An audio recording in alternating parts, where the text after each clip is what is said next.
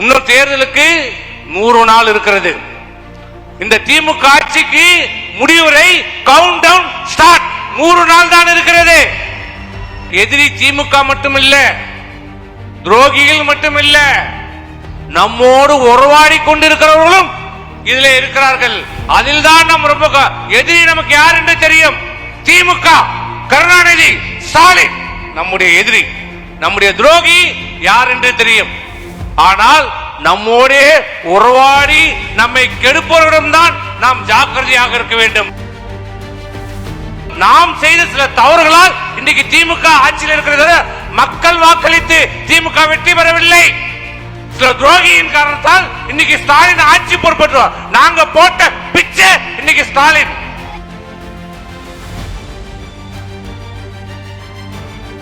நம்முடைய அனைத்து இந்திய அண்ணா திராவிட முன்னேற்ற கழகத்தினுடைய வரலாற்றிலே பல்வேறு சிறப்பான நிகழ்வுகளை சந்தித்திருக்கிறது. குறிப்பாக அம்மாவின் மறைவிற்கு பிறகு இந்த 5 ஆண்டு காலத்திலே இந்த அனைத்து இந்திய அண்ணா திராவிட முன்னேற்ற கழகம் இருக்குமா, இருக்காதா, 2ஆக போய்விட்டது, 3ஆக போய்விட்டது, 4ஆக போய்விட்டது. அவர் போய்விட்டார், இவர் போய்விட்டார். அதனால் இந்த இயக்கம் காணாமல் போய்விடும், வெற்றி பெறாது, வெற்றி பெறுவதற்கு வாய்ப்பே இல்லை என்று தினந்தோறும் இந்த ஆளும் திராவிட முன்னேற்ற கழக அரசு, ஸ்டாலினுடைய அரசு பல்வேறு பொய்யான கட்டுக்கதைகளை இன்றைக்கு பரப்பிக் கொண்டு வந்திருக்கிறது.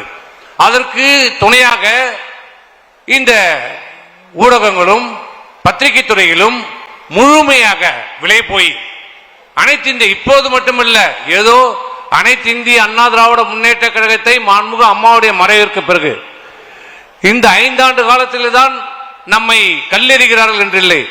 எப்போது அனைத்து இந்திய அண்ணா திராவிட முன்னேற்ற கழகத்தை புரட்சித் தலைவர் எம்ஜிஆர் அவர்கள் தொடங்கினார்களோ அன்றையிலிருந்தே இந்த அனைத்து இந்திய அண்ணா திராவிட முன்னேற்ற கழகத்தை இந்த இயக்கம் வெற்றி பெறுமா, நடிகர் ஆளாள முடியுமா என்று கேட்டவர்கள் தொடர்ந்து அம்மாவை பார்த்து இந்த அம்மா ஆட்சி செய்ய முடியுமா என்று சொன்னவர்கள். அம்மாவின் மறைவிற்கு பிறகு இந்த இயக்கம் இருக்காது, இந்த ஆட்சி இருக்காது, எடப்பாடிக்கு ஆள தெரியுமா, நிர்வாகம் தெரியுமா என்று கேட்டவர்கள் மத்தியிலே 4.5 ஆண்டு காலம் சிறப்பான ஒரு ஆட்சியை, சிறப்பான ஆட்சி மட்டுமில்ல, மக்களுடைய மனநிலையை புரிந்து, ஏழை மக்களுடைய மனநிலையை புரிந்து, விவசாயிகளுடைய மனநிலையை புரிந்து, அனைத்து தரப்பு மக்களுடைய மனநிலையை புரிந்து ஆட்சி செய்த ஒரு முதலமைச்சராக, விவசாயியுடைய முதலமைச்சராக, மக்களுடைய முதலமைச்சராக 4 ஆண்டு காலம் சிறப்பாக நிறைவு செய்து காட்டியிருக்கிறது அனைத்து இந்திய அண்ணா திராவிட முன்னேற்ற கழகம். இதுதான் அண்ணா திமுகவுடைய சரித்திரம். இன்றைக்கு நேற்று இல்லை, என்றைக்குமே அண்ணா திமுக ஆட்சியில் இருந்தாலும் இல்லை என்றாலும் நம்மை தான் குறிவைத்துக் கொண்டு எப்படியாவது இந்த அண்ணா திமுகவை அழிக்க விட வேண்டும், அழிக்க வேண்டும் என்று கங்கணம் கட்டி கொண்டு ஒரு இருந்து கொண்டிருக்கிறார்கள் தமிழகத்திலே. இதிலே எதிரி திமுக மட்டுமில்ல, துரோகிகள் மட்டுமில்ல, நம்மோடு உறவாடி கொண்டிருக்கிறவர்களும் இதிலே இருக்கிறார்கள். அதில் தான் நம் ரொம்ப எதிரி நமக்கு யார் என்று தெரியும். திமுக, கருணாநிதி, ஸ்டாலின் நம்முடைய எதிரி. நம்முடைய துரோகி யார் என்று தெரியும். ஆனால் நம்மோடே உறவாடி நம்மை கெடுப்பவரிடம் தான் நாம் ஜாக்கிரதையாக இருக்க வேண்டும். சில அரசியல் புரோக்கர்கள் இருக்கிறார்கள், அவர்களிடம் நாம் ஜாக்கிரதையாக இருக்க வேண்டும். அவர்களை நாம் இனம் கண்டு கொள்ள வேண்டும். அப்படி இனம் கொண்ட காரணத்தால் தான் பல்வேறு சூழ்ச்சிகள், பல்வேறு சதி திட்டங்களை தீட்டினாலும் அதிகார பலம், ஆட்சி பலம், பணபலம் இத்தனையும் மீறி, இத்தனையும் முறியடித்து இந்த ஆட்சியை, இந்த கட்சியை இன்றைக்கு நிலைநிறுத்தி அனைத்து இந்திய அண்ணா திராவிட முன்னேற்ற எவனாலும் எந்த கொம்பனாலும் ஆட்டவோ அசைக்கவோ முடியாது என்ற நிலைக்கு இன்னைக்கு நம்முடைய எடப்பாடியார் இன்னைக்கு கொண்டு வந்திருக்கிறார். இதே நிலைமை, இதே அண்ணா திமுகவுக்கு ஏற்பட்ட ஒரு நிலைமை திராவிட முன்னேற்றத்துக்கு ஸ்டாலினுக்கு வந்திருந்தால், அந்த துண்டு சீட்டு ஸ்டாலினுக்கு வந்திருந்தால் நிலைமை என்ன?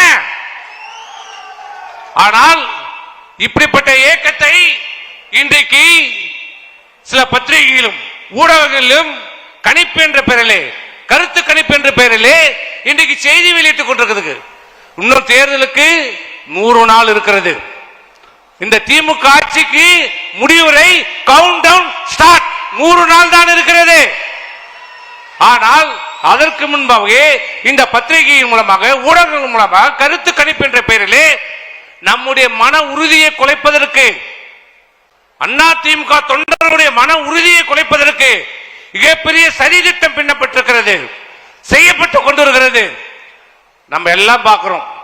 இந்தியா முழுவதும் பல்வேறு தேர்தலிலே தேர்தல் கணிப்பை பார்க்கிறோம். எந்த தேர்தல் கணிப்பாவது 1-2 தவிர இதுவரை வந்த தேர்தல் கணிப்பு ஏதாவது உண்மையாக நடந்திருக்கிறதா? என்னைக்காவது அனைத்து இந்திய அண்ணா திராவிட முன்னேற்ற கழகம் வெற்றி பெறும் எந்த ஒரு தேர்தலில் கருத்து கணிப்பு சொல்லப்பட்டிருக்கிறதா? 2011 இல்ல, 2011 ஜெயிக்க வாய்ப்பே இல்ல, 2021 அண்ணா திமுக காணாமல் போயிடும். ஆனால் நமக்கும் திமுகவுக்கு எவ்வளவு வித்தியாசம்? வெறும் 3 லட்சம் வாக்குகள். அது நம்முடைய துரோகிகள் சில செய்த தவறு, நாம் செய்த சில தவறுகளால் இன்றைக்கு திமுக ஆட்சியில் இருக்கிறது. மக்கள் வாக்களித்து திமுக வெற்றி பெறவில்லை. நம்முடைய தவறுகள், சில துரோகியின் காரணத்தால் இன்னைக்கு ஸ்டாலின் ஆட்சி பொறுப்பேற்றுவார். நாங்க போட்ட பிச்சை இன்னைக்கு ஸ்டாலின் இன்னைக்கு முதலமைச்சராக இருக்கிறார். ஆகவே தயவு செய்து இந்த ஊடகங்களிலும் பத்திரிகையிலும் வருகிற கருத்து கணிப்பு என்ற பெயரிலே தினந்தோறும் மாலையானால் 4 பேர் ஊர்ல 4 பேர் சொல்லுவான், 4 விதமா பேசுவான். அவன் பக்கத்து வீட்டுக்காரனை கேட்டாலே அவனை யாருன்னு தெரியாது. கவுன்சிலர் ஓட்டுல நின்னா வாங்க மாட்டான், அவன் பேசுவான். நான் பார்த்து விட்டேன், நான் கேள்விப்பட்டு விட்டேன். என்னிடம் சொன்னார், இவங்கிட்ட தான் வந்து அமித்ஷா சொன்னார். விளக்கு வச்சு பார்த்தவனுங்க பக்கத்திலே அப்படியே விளக்கு வச்சு பிடிச்சி பார்த்தவனுங்க சொல்லுவாருங்க, அண்ணா திமுக இது நடந்து விட்டது, அது நடந்து விட்டது. சண்முகம் இன்றி வெளியேறுகிறார், தங்கமணி போகிறார். எங்கயா போனோம்? உயிருள்ள வரை இந்த அனைத்து இந்திய அண்ணா திராவிட முன்னேற்ற கழகம் இது எங்க கட்சி, எங்க கட்சிடா இது. அண்ணா திமுக தொண்டர்கள் நிலைமைய கட்சி, தொண்டர்களால் தொடங்கப்பட்ட கட்சி, தொண்டர்களுக்காக செயல்படுகிற ஒரு இயக்கம். இது கோபாலபுரத்து குடும்பம் இல்ல, திமுக இல்ல, இது அண்ணா திமுக. செய்திகளை உடனுக்குடன் தெரிந்து கொள்ள கீழ்கண்ட கேபிள் மற்றும் டிடிஎச் நெட்வொர்க்குகளில் எம்நாடு செய்தி தொலைக்காட்சியை காணுங்கள். பாதகம் செய்பவரை கண்டால் நாம் பயம் கொள்ளலாகாது பாப்பா. மோதி மிதித்து விடு பாப்பா, அவர் முகத்தில் உமிழ்ந்து விடு பாப்பா. அண்மை செய்திகளை உடனுக்குடன் தெரிந்து கொள்ள இணைந்திருங்கள் எம்நாடு தொலைக்காட்சியுடன்.